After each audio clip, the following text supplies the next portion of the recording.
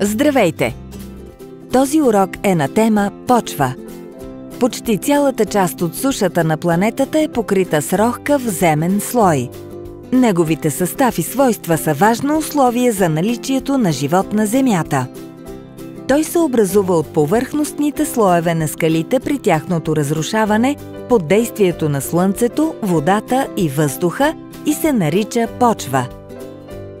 Тя представлява рохкав повърхностен слой от сушата, който притежава свойството плодородие.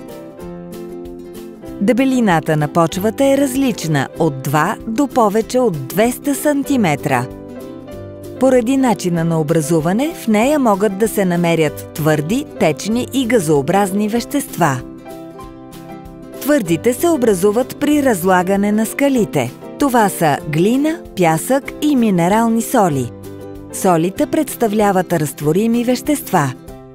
Хумусът също е твърдо вещество. Той се образува от изгнили растения и животински отпадъци. Освен твърди вещества, в състава на почвата влизат вода и въздух.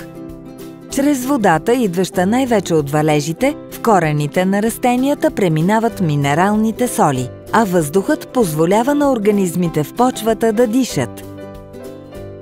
На земната повърхност се образуват различни видове почви, защото на различните места количеството твърди вещества се променя. Най-плодородни са почвите, в които има най-голямо съдържание на хумус. Благодарение на свойството плодородие се появява природата на нашата планета. Всички растения черпят вода, въздух и хранителни вещества от почвата, за да могат да съществуват. Това обаче води до намаляването на полезните й свойства.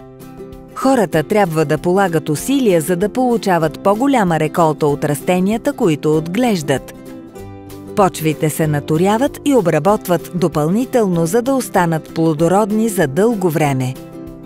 Почвената покривка на Земята се е формирала в продължение на много години под въздействието на водата, въздуха и Слънцето. Почвата е богата на минерални соли и органични вещества, затова растенията, животните и хората не биха съществували без нея. Тя е богатство за живота на планетата ни. Ако ви харесва да учите с Академико, абонирайте се за канала и гледайте още видеоуроци!